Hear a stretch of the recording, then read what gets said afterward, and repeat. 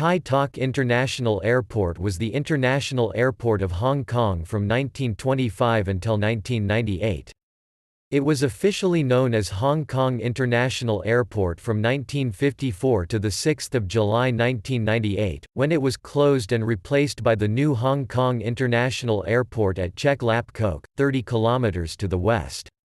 It is often known as Hong Kong International Airport, Kai Tak, or simply Kai Tak, to distinguish it from its successor, which is often referred to as Chek Lap Kok Airport.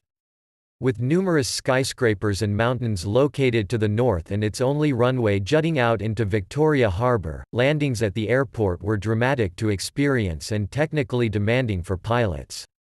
The History Channel program Most Extreme Airports ranked it as the 6th most dangerous airport in the world. The airport was home to Hong Kong's international carrier Cathay Pacific, as well as regional carrier Dragonair, freight airline Air Hong Kong and Hong Kong Airways.